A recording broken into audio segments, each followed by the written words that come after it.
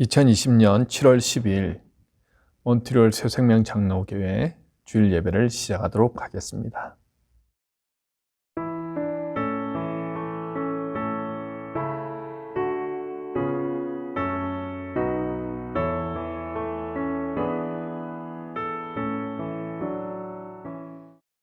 온 땅이여 여호와께 즐거이 부를지어다. 기쁨으로 여호와를 섬기며 노래하면서 그 앞에 나아갈지어다. 여호와가 우리 하나님이신 줄 너희는 알지어다.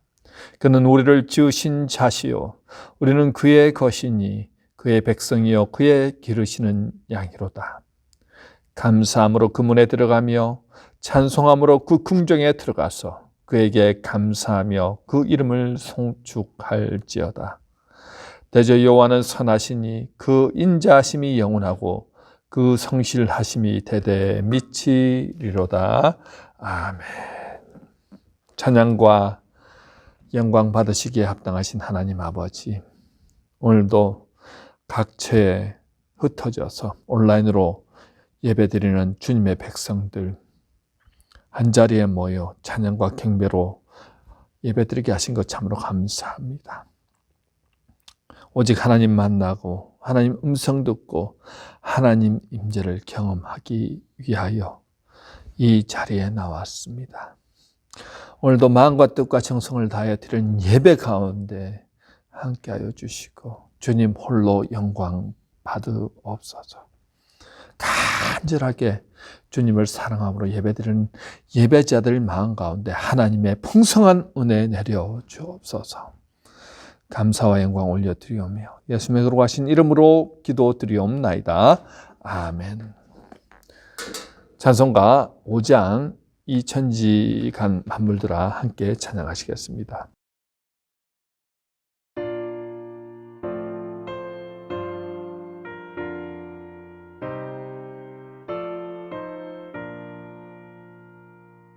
이 천지간 만물들아 복 주시는 주 여호와 전능성부 성자 성령 찬송하고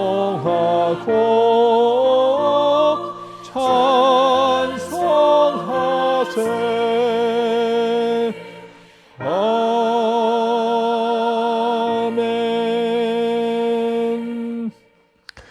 이 시간은 지난 한 주간 우리의 삶을 돌아보시면서 혹여 하나님을 근심케 하고 하나님 마음을 아프게 했던 우리 죄악들을 하나님 앞에 회개함으로 고백하는 시간 갖도록 하겠습니다.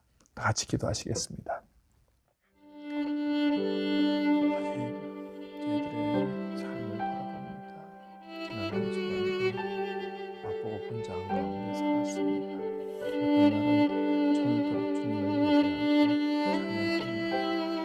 빛 가운데 가는 날이 있었는데 어떤 날은 바쁘다는 이유로 분주하다는 이유로 주님과 맞닿아 있지 아니하고 정신없이 바쁘게 살았던 날들이 주님 주님 늘 성령 충만함으로 살아가려 가야겠다고 생각했지만 그의 모습 가운데 하나님 기쁘시게 하기보다는 죄로 인하여 하나님을 근심케 하는 일들이 많았습니다. 주님, 부지런하게 최선을 다해 살아야 한다고 생각하였지만 결국 그 시간이 있었습니다. 주님, 예배를 드리거나 기도할 때도 형식적이고 종교적으로 되었던 우리의 모습을 주시옵소서. 우리의 길이 다른 사람들 비방하고 판단하고 정죄하고 주님, 남을 넘어뜨리는 말들을 한다고 하는 것을 주시옵소서. 세상을 더 가까이 하며 살았던 우리의 죄악을 용서해 주시옵소서. 오늘도 주님 사랑으로 이 자리에 나왔습니다. 우리의 죄를 용서하시고 너희를 피로 정결케 하여 주셔서 깨끗함으로 오늘도 주님 거룩함으로 주님 앞에 예배자 되게 하여 주시옵소서. 감사와 영광 올려드리며 예수님의 이름으로 기도드리옵나이다. 아멘. 사도신경으로 우리의 신앙을 고백하도록 하겠습니다.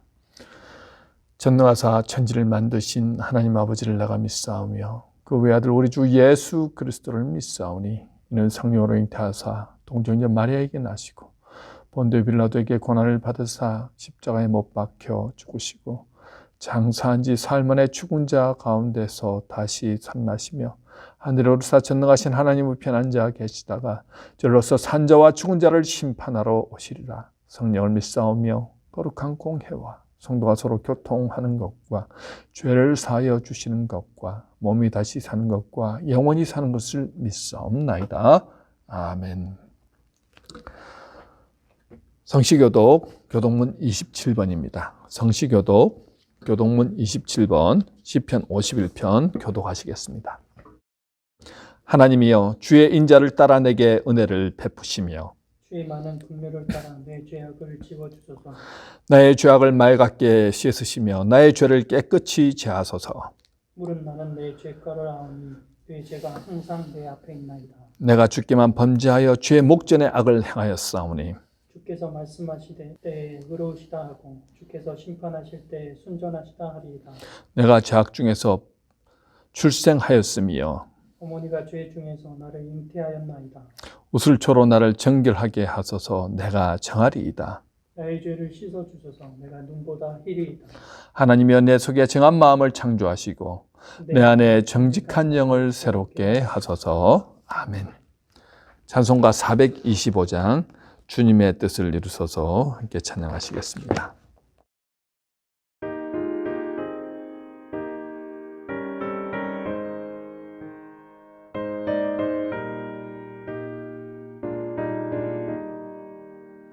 주님의 뜻을 이루소서. 고요한 중에 기다리니 진흙과 같은 날 빚으사 주님의 형상 만드소서. 주님의 뜻을 이루소서. 주님 발 앞에 엎드리니 나의 맘속을 살피시사 눈보다 희게 하옵소서.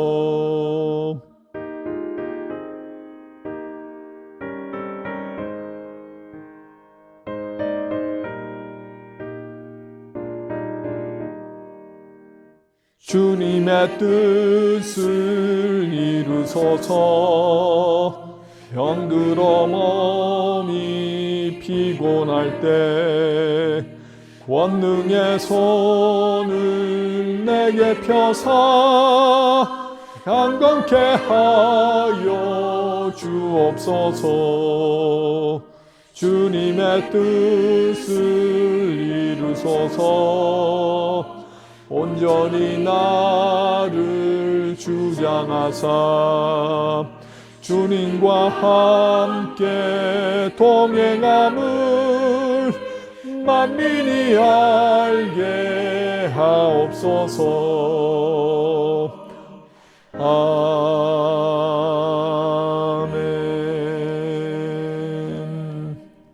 저희들 대표하여 최병일 목사님 기도 인도해 주시겠습니다. 기도하겠습니다. 할렐루야. 사랑과 은총이 많으신 아버지 하나님 감사를 드립니다. 하나님께서 우리를 날마다 보호하시고 우리에게 힘과 능력과 사랑을 주시니 감사를 드립니다.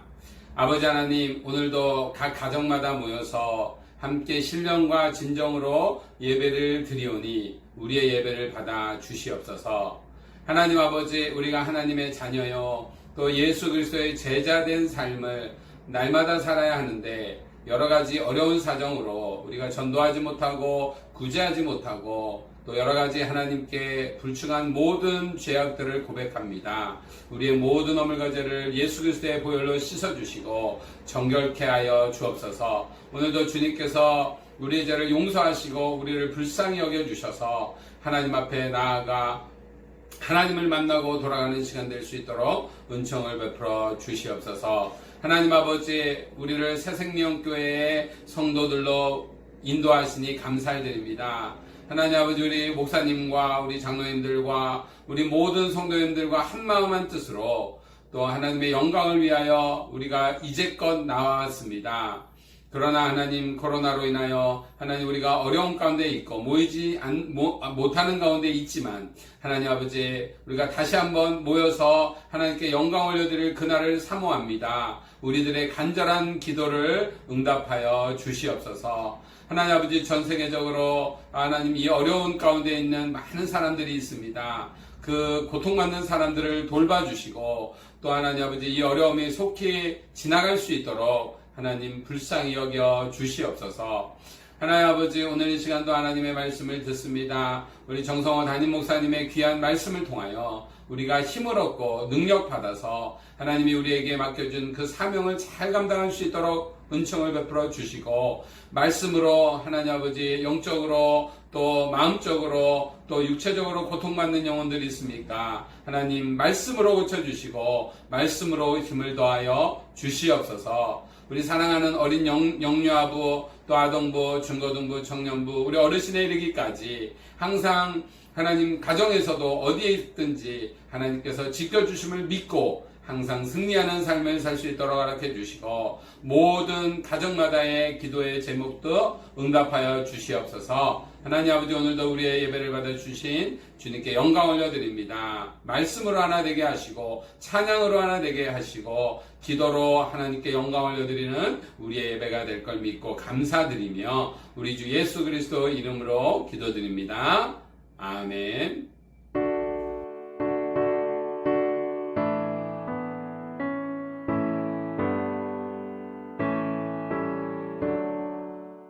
오늘 하나님의 말씀은 스바냐서 3장 9절로부터 13절입니다. 정기병 권사님 봉독해 주시겠습니다. 그때에 내가 여러 백성의 입술을 깨끗하게 하여 그들이 다 여호와의 이름을 부르며 한 가지로 나를 섬기게 하리니, 내게 구하는 백성들 곧 내가 흩은 자의 딸이 구스 강 건너편에서부터 예물을 가지고 와서 내게 바칠지라.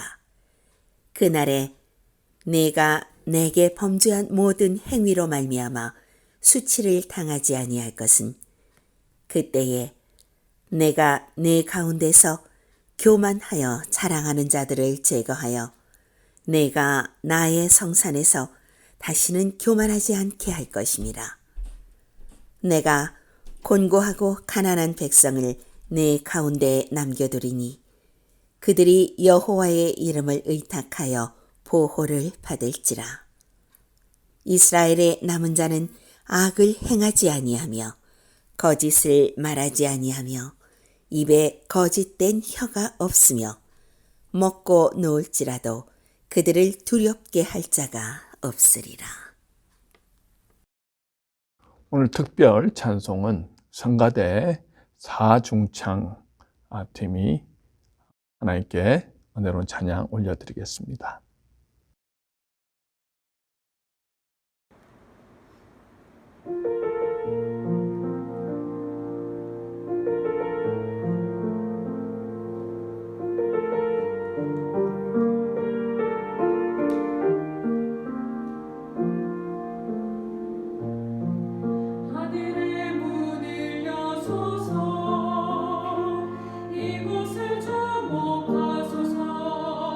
주를 향한 노래가 꺼지지 않으니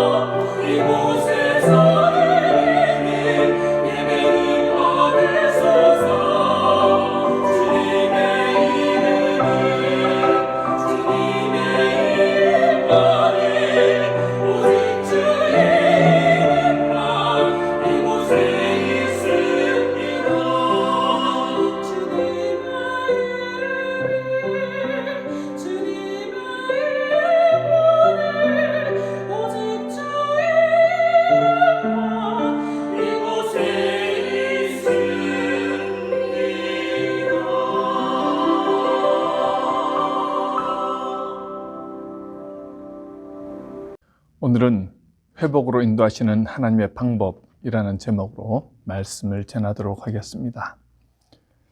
지난 한 주는 서울시장의 갑작스러운 죽음으로 인해 인생에 대해 많은 것들을 다시 생각해 보는 시간이었습니다.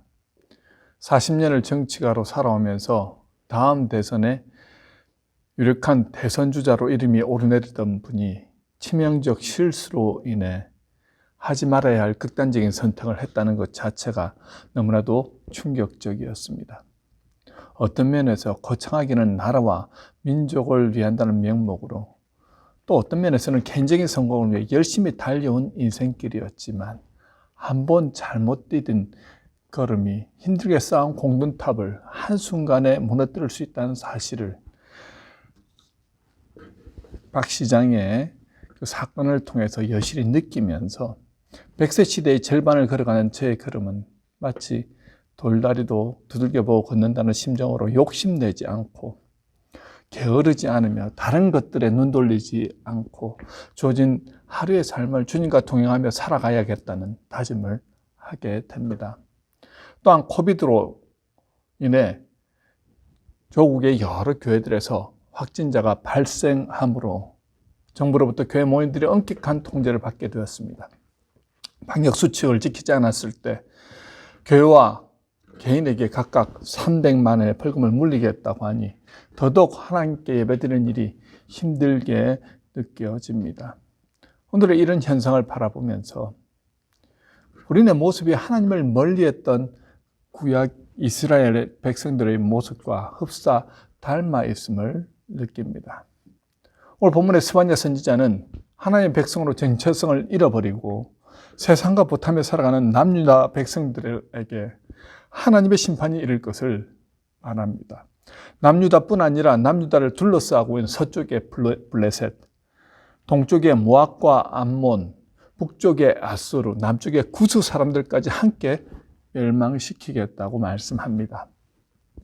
하나님의 공의가 땅에 떨어졌을 때 하나님이 끝까지 인내하시고 참으시며 선지자들을 통해 돌아오라고 기회를 주었음에도 듣지 않는 그들에게 심판을 통해 하나님의 공의를 세우시겠다는 것입니다. 그런데 완전한 멸망이 아니라 심판 후에 남은 자들을 통해 그들을 회복시키겠다고 오늘 본문에서 말씀하십니다. 오늘 하나님이 어떻게 남유다 백성들을 회복시키시는지 본문 말씀을 통해 자세히 살펴보도록 하겠습니다. 오늘 본문의 저자 스바냐는 유다왕 요시아가 통치하던 기간에 활동했던 선지자입니다.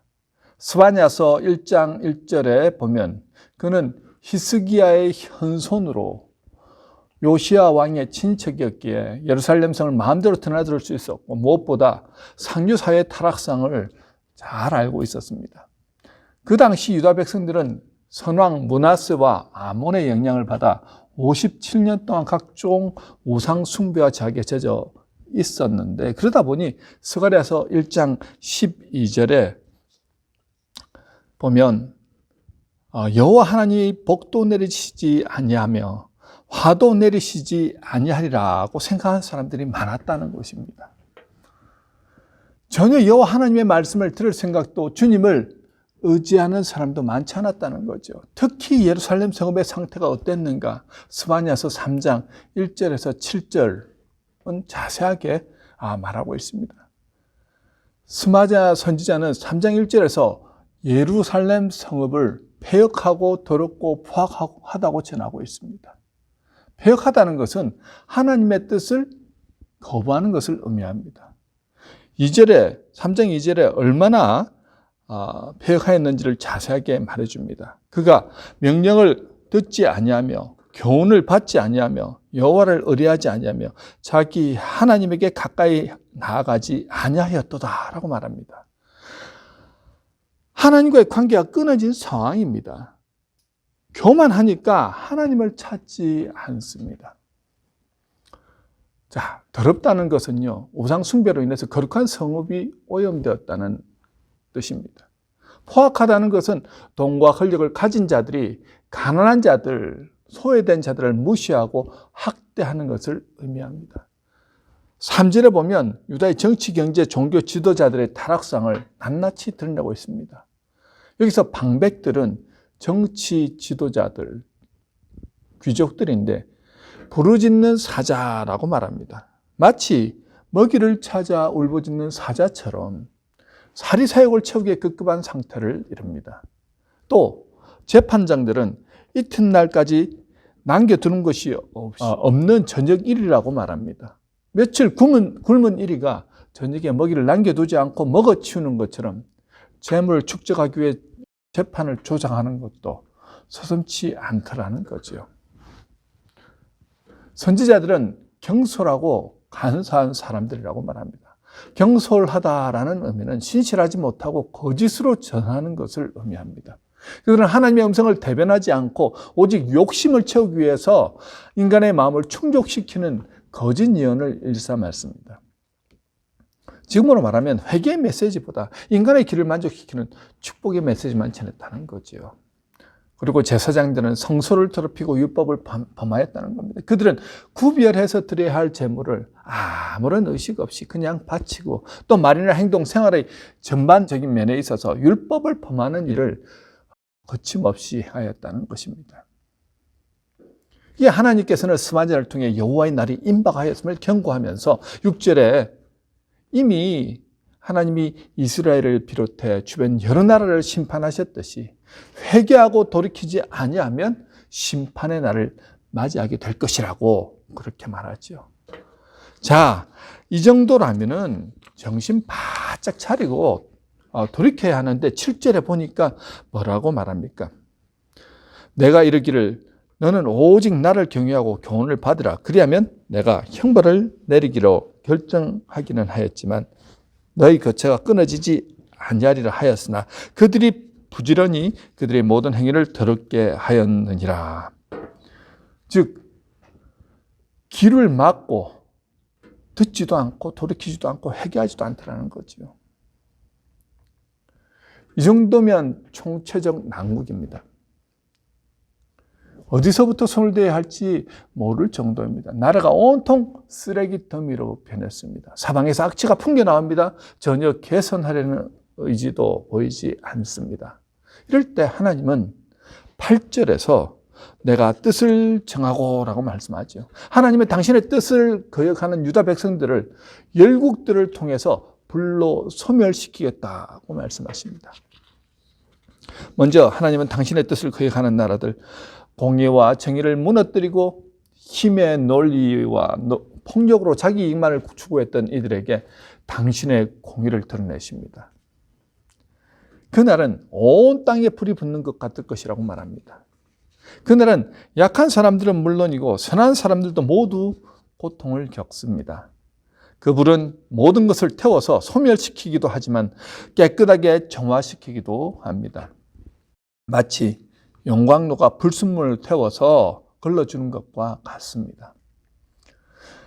자, 여러분, 인간은 고통과 고난이 임할 때 자신의 잘못을 바라보게 되지요.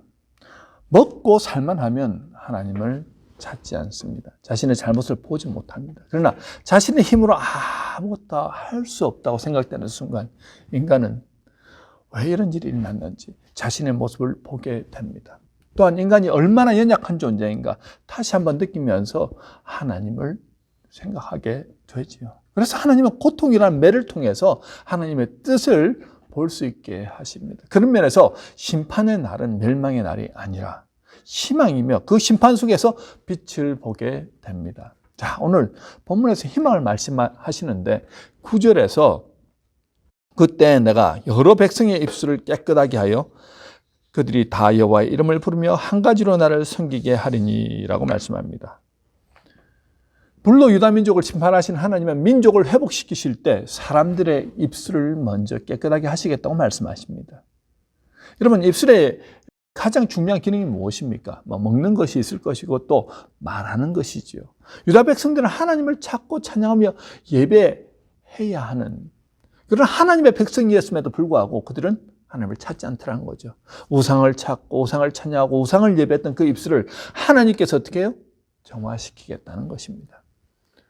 이사야서 6장 5절에 보면요, 이사야가 환상 중에 하나님의 보좌를 보는데 그때 이렇게 탄식하지요. 그때 내가 말하되 화로다 나여 망하게 되었도다. 나는 입술이 부정하는 사람이요.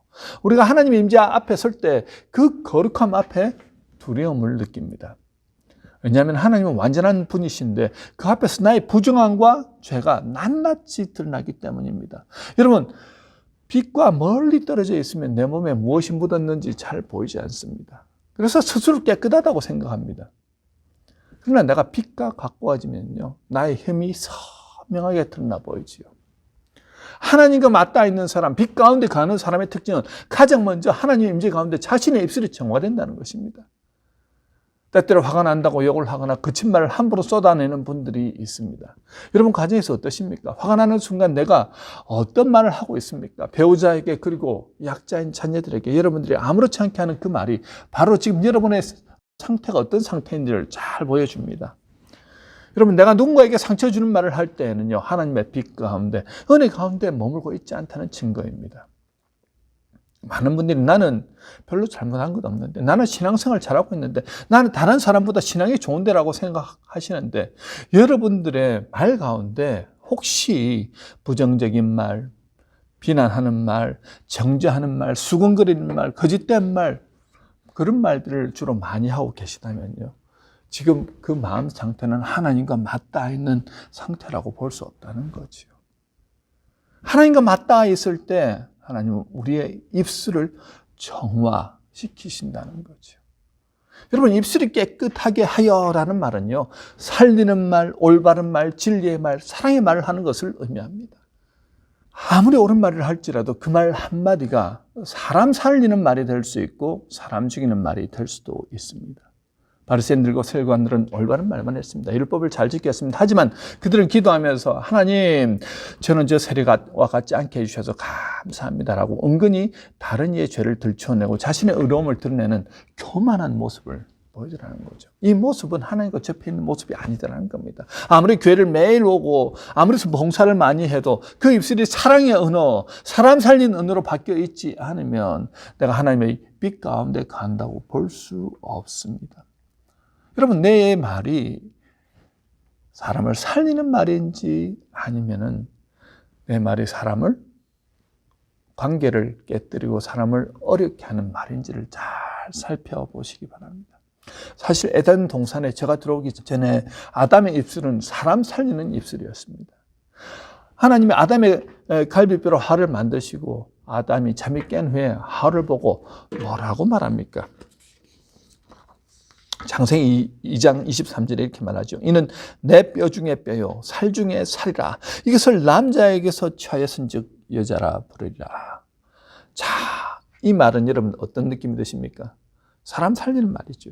이 고백을 들으면서 하와의 기분이 어땠겠습니까? 너무너무 행복했겠지요. 누군가가 나에게 사랑의 언어를 사용하면요, 사람들은 가까워집니다. 하나님과 맞닿아 있을 때 아담은 사람 살리는 말을 하더라는 거죠. 그런데 에덴 동산에 죄가 들어왔을 때 아담의 언어가 바뀝니다.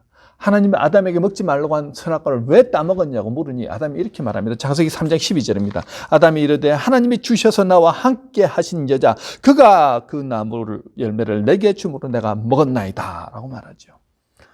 죄가 우리를 지배할 때 사용하는 언어는 갈라놓는 언어, 상처 입히는 언어입니다. 제가 들어오기 전에 사용하던 말은 이어주는 말, 다가가는 말, 칭찬하는 말, 사랑의 언어입니다. 입술이 부정한 자는 갈라서는 말을 하더라는 거죠. 우리가 욕은 하지 않더라도 우리 속에서 나오는 말들이 다른 이들에게 상처를 주기도 하고 때때로 그 사람의 삶의 희망까지도 빼앗기도 합니다. 그런데 입술이 깨끗해질 때 어떤 일이 벌어지느냐 하면요, 본문 9절에 나오죠. 뭐라고 나옵니까? 그들이 다 여호와의 이름을 부르며 한 가지로 나를 섬기게 하리니. 입술이 깨끗해지니까 하나님에 대한 경외심이 생겨났다는 것입니다. 여러분, 마태복음 5장에 예수님께서 팔복에 대해서 설교를 하시잖아요. 그때 5장 8절에 이런 말씀을 예수님이 하십니다. 마음이 청결한 자는 복이 있나니 그들이 하나님을 볼 것이며. 마음이 청결하다는 것은 내 영혼에 드리워져 있는 더러운 것들을 닦아내니까 하나님이 보인다는 것입니다. 입술이 부정한 자에게서 입술을 깨끗하게 하니까 하나님을 찬미하는 소리가 나오더라는 거죠. 그리고 여호와의 이름을 부르며, 자, 한 가지로라고 하는데, 이 한 가지라는 것은요, 여러분, 어깨 동무를 한 모습입니다. 저도 어린 시절에 친구들과 사이좋게 지낼 때는요, 어깨 동무를 하면서 다녔습니다. 우리 여자 아이들은 손을 잡거나 팔짱을 끼는데, 남자 아이들은 어떻게 합니까? 어깨 동무를 하면서 으쌰으쌰 그렇게 한 마음이 돼서 친하게 지내지요. 바로 한 가지로라고 하는 것은 한 마음으로라는 뜻입니다. 마음이 통했다는 거죠. 한 마음으로 열심히 하나님을 섬기게 되더라는 것입니다. 여기서 여호와 이름을 부른다는 것은 무엇을 의미합니까? 여호와의 통치를 받아들인다는 것을 의미합니다. 하나님을 중심으로 내 삶을 보기 시작한다는 말이지요. 그리고 주님을 섬긴다고 할 때 섬긴다는 단어는요, 제사장과 레위인들의 그 직무와 관련되어 사용하는 단어입니다. 출애굽기 19장 6절에 보면요, 너희가 내게 대하여 제사장 나라가 되며 거룩한 백성이 되리라고 말씀하죠. 하나님을 섬기는데 마치 제사장처럼 최선을 다해서 하나님을 섬기더라는 것입니다. 여러분, 하나님이 입술을 깨끗하게 하신다는 것은 그 마음을 청결하게 하신다는 것입니다. 마음속에 있는 것이 결국 입술을 통해 나가게 됩니다. 그렇게 마음이 청결한 사람은 하나님을 보게 되고, 거룩한 하나님의 임재 속에서 하나님을 경외하고 하나님을 찬양하며 하나님의 통치를 받게 됩니다. 하나님의 통치는 우리의 자유를 빼앗는 북한이나 중국 공산당의 그 독재나 강압이 아닙니다. 하나님의 통치가 임한 사람에게 나타나는 특징은 자비롭고 은혜로우시며 노하기를 더디하시고 한결같은 사랑을 베푸신 하나님의 마음을 품고 최선을 다해 하나님을 섬기며 살아가는 그러한 삶을 살게 된다는 거죠. 9.11 테러가 일어났을 때 미국 내 무슬림에 대한 분노는 상상을 초월했습니다. 그때 무슬림 여성들은 주로 히잡을 쓰고 이렇게 복장으로 다니고, 또 무슬림 남성들은 캐피에라는 것을 쓰고 다녔는데, 그 당시에 그런 복장으로 다니다가는 미국인들의 공격의 표적이 될 수밖에 없었습니다. 그래서 집 밖을 나갈 수가 없었어요. 그때 그들이 장을 보러도 갈 수 없는 참으로 막막한 그 상황 가운데 뉴욕에 있는 교회, 많은 교인들이 그들을 찾아갑니다. 편리한 식료품과 생활용품을 직접 사서 그들에게 전달해 주었습니다. 사실 종교가 다른 사람들에게 사랑과 친절을 베풀기는 쉬운 일이 아닙니다. 무엇보다 맨하탄의 무역센터와 그리고 국방부 건물이 공격을 받아서 거의 5,000명 가까운 사람들이 목숨을 잃었는데, 대부분의 사람들 마음 가운데 이슬람과 관련된 사람들, 그런 나라 출신들은 다 추방시키고 싶고 원수를 갖고 싶은 그런 때 크리스찬들이 하나님의 통치를 받으니까요, 사랑으로 그들을 섬겨주더란 거죠.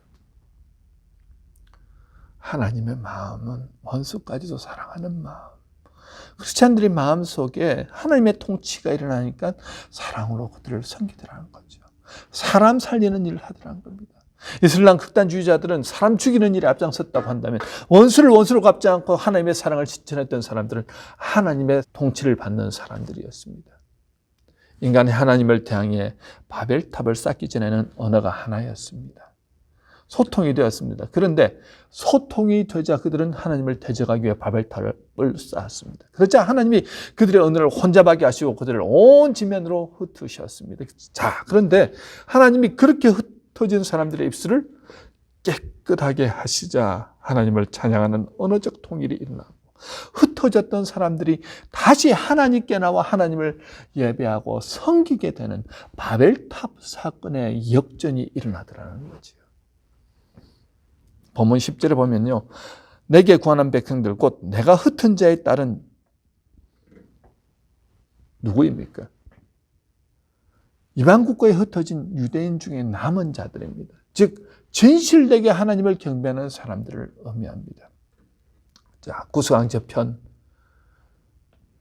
지금의 아프리카 에티오피아 지역입니다. 그 당시 땅끝입니다. 그 멀리까지 흩어졌던 사람들이 하나님을 향하여 지금은 예물을 가지고 와서 바치게 될 것이라고 말합니다. 하나님을 향한 사랑이 회복되고 예배가 회복됨을 의미합니다. 본문 11절에 그날에 내가 내게 범죄한 모든 행위로 말미암아 수치를 당하지 아니할 것이다 라고 말씀합니다. 이미 하나님의 진노로 인해서 그들의 죄에 대한 충분한 죄값을 치렀기 때문에 이제는 그들이 어떻게 해요? 수치를 당하지 않게 할 것이라고 말합니다. 하나님의 심판은 파멸을 목표로 하지 않고 회복을 목표로 합니다. 누군가의 잘못을 징계하시는 까닭은 분풀이 하시기 위해서가 아닙니다. 심판의 목적은 정화와 연단입니다. 심판을 통해서 자기 삶의 본질이 무엇인가 돌아보게 하십니다. 심판을 자초하는 이유는 결국 인간의 인간됨을 알지 못하고 자신이 하나님인 양 교만할 때 하나님은 인간이 누구인가를 알게 하시더라는 거죠. 11절 중반부에 그때 내가 내 가운데서 교만하여 자랑하는 자들을 제거하여 내가 나의 성산에서 다시는 교만하지 않게 할 것임이라. 하나님은 교만하여 자신을 의지하며 살아갔던 사람들을 바벨론의 포로로 끌려가게 하셔서 가장 어둡고 암울하고 고통스러운 시간을 통해 그들의 잘못을 깨닫게 하시고 70년 동안 죄의 대가를 치르게 하신 후에 그들을 다시 예루살렘으로 돌아오게 하시더라는 거죠. 여러분, 나라를 빼앗겨보지 않은 사람들은 자유가 얼마나 소중한지 모릅니다. 일제 36년의 통치를 받아본 우리 민족은 나라 잃은 서름이 어떤 것인가 잘 압니다. 나라와 주권을 잃어버리니까 우리의 딸들이, 여동생들이 위안부로 끌려가서 성적 놀이개가 됩니다. 죽으라고 탄광에 들어가서 일하고 공장에서 호된 노동을 해도 제대로 된 대우를 받지 못했습니다. 벌써 광복된 지 75년이 지났음에도 그 한이 그대로 남아서 고통을 토로하시는 분들이 아직까지도 생존하고 계십니다. 유대인들이 독일 나치 당에게 600만이나 희생당하고 난 후에 그들은 기념관을 짓고 그들이 당했던 그 치욕스러운 과거를 그대로 보존하고 있습니다. 왜 그럴까요? 두 번 다시 그런 비참한 일 당하지 말자는 겁니다. 인간은 고통의 나락으로 떨어져 보아야 내가 다시는 이런 일을 반복해서 안 되겠구나 생각하게 됩니다. 유다 백성의 문제는요, 하나님 없이도 우리는 얼마든지 살 수 있다는 교만이었습니다. 므낫세 왕 55년, 아몬 왕 2년, 총 57년간 그들은 하나님을 멀리하는 삶을 살았습니다. 그리고 하나님의 심판은 혹독하였습니다. 예루살렘 성전은 무너졌고 나라는 망했으며 그들은 포로로 끌려와 노예처럼 그렇게 비참한 삶을 살아갔습니다. 그때야 비로소 그들은 하나님을 찾았습니다. 예루살렘 성전에 가시는 하나님이 아니라 그들의 삶 가운데, 포로 생활 가운데 가시는 바로 그 하나님을 찾고 의지했습니다. 그들은 노예 같은 포로 생활 가운데서 말씀을 가까이 했습니다. 성전에서 예배 드릴 수 없었기에 그들이 모이는 곳이라면 어디든 하나님의 말씀을 가르치고 배우며 하나님 앞에 거룩한 백성으로 살아가도록 그들은 믿음을 전수하였습니다. 여러분, 70년 동안 위대한 하나님의 사람들이 역사의 중심에 서게 되는 것을 볼 수 있습니다. 잘 아시는 다니엘, 소년으로 끌려와서 매일 하루에 3번씩 예루살렘을 향하여 난 창문을 열어놓고 하나님께 기도하였습니다. 하나님 앞에 겸손하였을 때 하나님은 다시 그들을 일으켜 세우시더라는 거죠. 70년 후에 기적적으로 하나님이 선지자들을 통해서 약속하셨던 그 약속이 이루어지더라는 거예요. 그 백성들의 일부가 예루살렘으로 돌아오게 됩니다. 오늘 본문 12절 말씀처럼 내가 공고하고 가난한 백성을 내 가운데 남겨두리니 그들이 여호와의 이름을 의탁하여 보호를 받을지라. 여기서 공고하고 가난한 백성이란 예수님이 마태복음 5장 3절에서 말씀하신 심령이 가난한 사람을 의미합니다. 여러분, 심령이 가난한 사람이 하나님의 택함을 받습니다. 그래서 천국이 저희 것임이라고 예수님 말씀하십니다. 심령이 가난하다는 것은 하나님의 하나님 되심을 인정하는 마음입니다. 즉 하나님 앞에서 겸손한 마음으로 서 있는 사람을 의미합니다. 언제 심령이 가난하게 됩니까? 내 힘과 내 능력으로는 아무것도 할 수 없다고 느낄 때 인간은 진정으로 하나님을 의지합니다. 유다 백성들이 철저하게 겸손하기까지 하나님의 왕되심을 고백하며 하나님 중심의 삶을 살기까지 그들은 70년의 시간이 꼭 필요하였던 것입니다. 그 기간 동안 부서지고 깨지며 오직 하나님만 의지할 수 있는 상태가 되었을 때 하나님은 그들을 하나님 나라의 백성으로 삼아주시고 예루살렘으로 돌아오게 하시더라는 거죠. 그들이 심령이 가난해졌을 때 천국이 그들에게 임했다는 것입니다. 자, 그들이 어느 정도까지 변했습니까?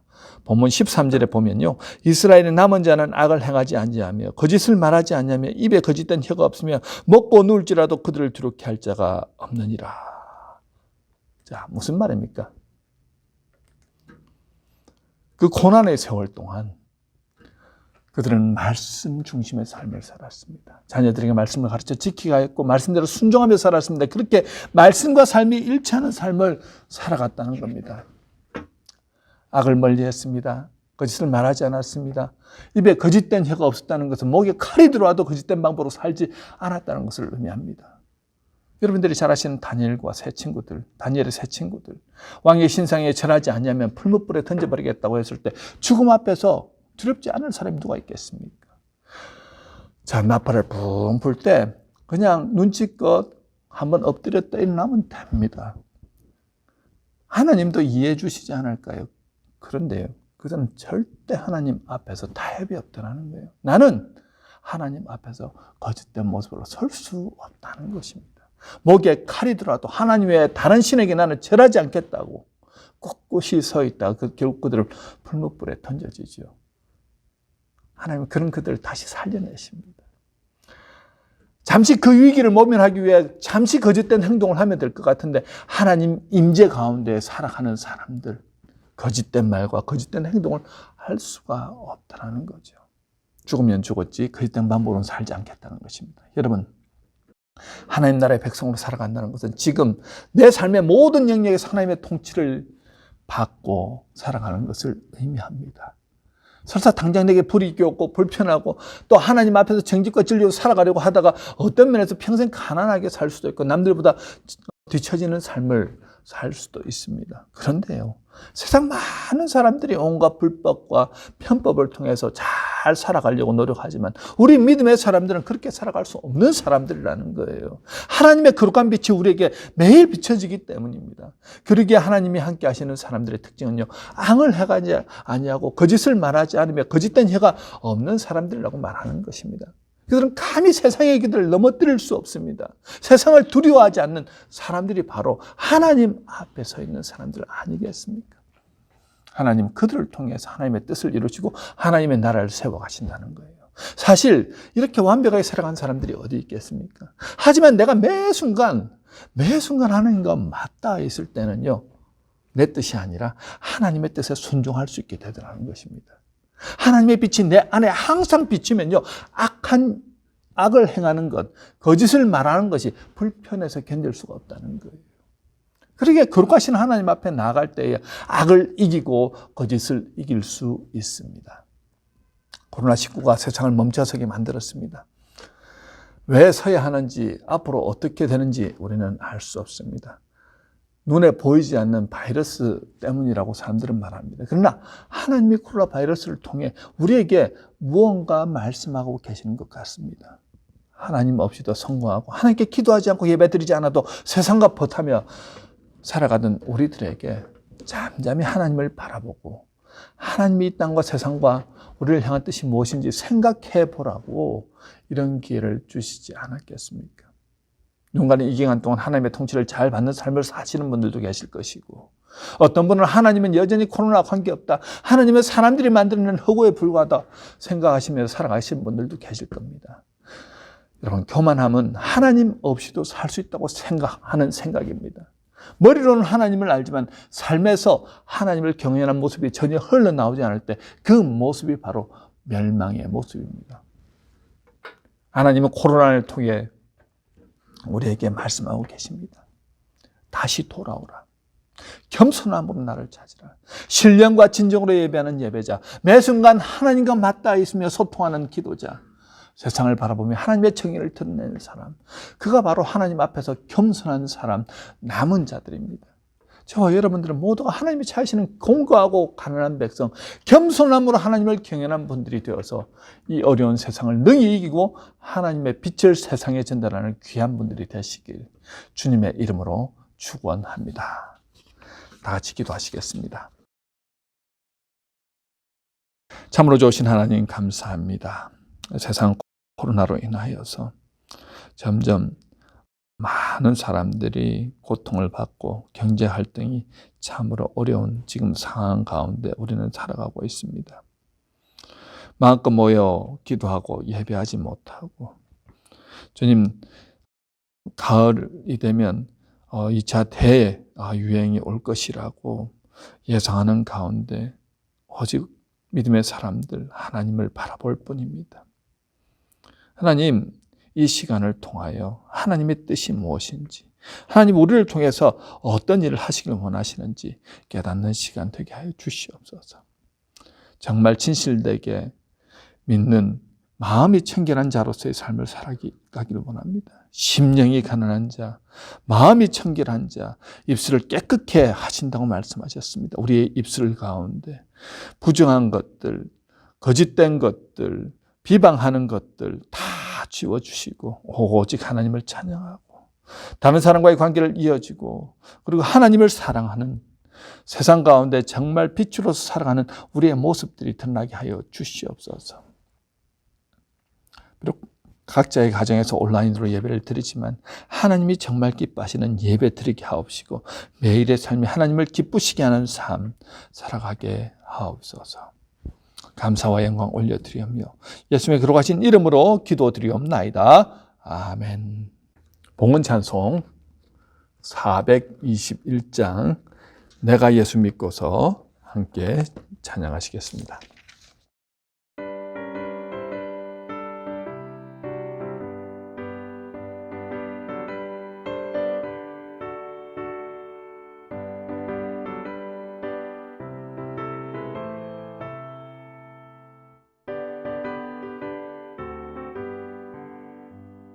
내가 예수 믿고서 죄사함 받아 나의 모든 것 다 변했네. 지금 내가 가는 길 천국 길이요 주의 피로 내 죄가 씻겼네. 나의 모든 것 변하고 그 피로 구속 받았네. 하나님은 나의 구원 되시오니 내게 정죄함 없겠네.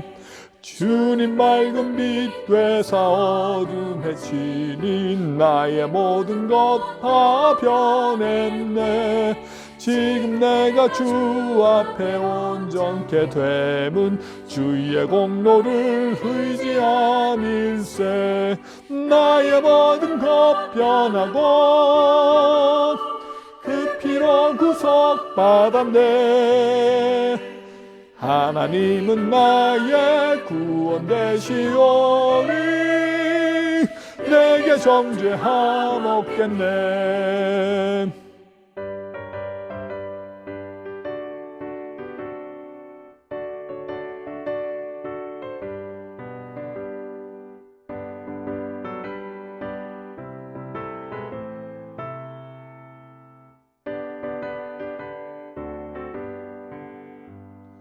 내게 성령이 임하고 그 크신 사랑 나의 맘에 가득 채우며 모든 공포 내게서 물리치시니 내 맘 항상 주 안에 있겠네. 나의 모든 것 변하고 그 피로 구속 받았네. 하나님은 나의 구원 되시오니 내게 정죄함 없겠네. 이 시간 헌금을 위해서 함께 기도하시겠습니다. 참으로 좋으신 하나님, 지난 한 주간도 은혜 가운데 가게 하시고 복된 길로 인도하여 주심에 참으로 감사와 영광 올려드립니다. 주님, 이 시간 우리의 삶의 터전 가운데 살아가면서 그렇게 소중히 여겼던 모든 것을 내려놓고 오직 하나님만 섬기겠다는 마음으로 주님 온라인으로 예배 드리게 하심이 참으로 감사드립니다. 예배를 드리면서도 마음과 정성을 담아 하나님 앞에 예물을 드리오니 주님 우리의 예물을 받아 주옵소서. 하나님께는 이 예물이 하나님의 일에 귀하게 쓰임 받기를 원합니다. 가난한 자들, 고통 가운데 있는 자들을 주님의 마음으로 바라보고 그들에게 실질적으로 도울 수 있는 예물이 되기를 원하고, 전문 선교지에서 선교하시는 선교사님들과 선교 사역에 쓰임 받기를 원하며, 무엇보다 우리 교회가 이 땅 가운데서 주님의 몸된 교회로서 영혼을 구원하고 제자를 훈련시키며 정말 구원의 방주로서 사역을 감당하는 교회로서 주님 서기에 부족함이 없도록 주님 이 예물들이 쓰임 받기를 원합니다. 하나님 앞에 귀한 일에 쓰이게 하시고 하나님의 영광을 위해서 쓰이는 귀한 예물들 되게 하여 주시옵소서. 하나님, 무엇보다도 코비드-19으로 우리가 참으로 고통 가운데 어려운 가운데 있습니다. 우리의 죄악 때문임을 고백합니다. 우리가 교만했습니다. 하나님을 찾지 않았습니다. 인간적인 욕심으로 가득 차서 내 배만 불리려고 했습니다. 하나님을 믿는 사람들, 하나님 안에 거하는 사람들만이라도 경건함으로 거룩함으로 하나님 말씀에 순종하며 살아가는, 하나님의 공의와 정의를 이 땅 가운데 이루는 삶을 살아갈 수 있도록 주님 인도하여 주시옵소서. 이 한 주간도 주님의 보호 아래 은혜 가운데 거하게 하시고 다음 주에도 만날 때 기쁨과 감사함으로 우리가 함께 만나는 귀한 우리 성도들 다 되게 하옵소서. 감사와 영광 올려드리며 예수님의 이름으로 기도드리옵나이다. 아멘. 교회 소식 주보를 참조하시기 바랍니다. 이제 내일 본교회와 우리 카운슬 멤버들과 만나서 화상으로 또 교회 오픈에 대한 부분들을 얘기하게 되는데, 되도록이면 우리 교회도 8월 중에는 본 예배만이라도 우리가 교회에서 들을 수 있으면 좋겠습니다. 일단 월요일 내일 함께 모여서 우리가 좋은 논의를 할 수 있도록 여러분들 기도해 주시고, 다음 주에 그 결과를 당회 논의한 후에 말씀을 전해드리도록 하겠습니다. 우리 구역 주마다 제가 전화로 신방을 하고 있습니다. 그래서 이번 주는 7구역, 8구역 여러분들 찾아뵙도록 하겠습니다. 이 한 주간도 주 안에서 성령 충만하시고 코로나로부터 하나님 지켜주셔서 영육간의 강건한 한 주를 보내시길 주님의 이름으로 축원합니다. 우리 마지막 찬양 하시겠습니다. 원하고 바라고 기도합니다.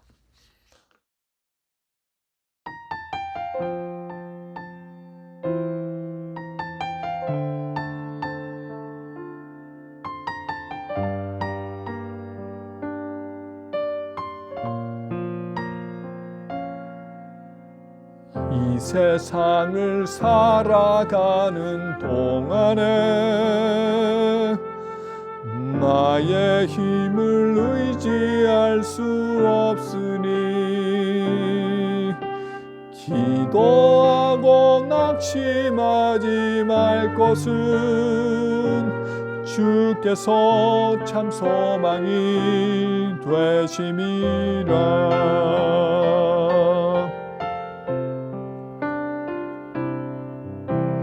주의 길을 걸어가는 동안에 세상에 것 의지할 수 없으니 감사하고 낙심하지 말 것은 주께서 참 기쁨이 되심이라. 하나님의 꿈이 나의 비전이 되고 예수님의 성품이 나의 인격이 되고 성령님의 권능이 나의 능력이 되길 원하고 바라고 기도합니다. 원하고 바라고 기도합니다. 축도하시겠습니다. 지금 우리 구주 예수 그리스도의 은혜와 하나님 아버지의 무한하신 사랑하심과 성령님의 감동 감화 교통하심이 하나님의 임재 가운데 가하며 하나님께서 역사하심을 통하여 우리의 마음을 청결하게, 우리의 입술을 정결하게 하셔서 악을 행하지 아니하며 거짓을 말하지 아니하며 하나님과 동행하는 삶을 통하여 세상을 변화시키는 귀한 빛된 삶을 살겠다고 결단하며 나가시는 우리 성도님들 머리 위에 지금으로부터 영원토록 함께 하시기를 간절히 축원하옵나이다. 아멘.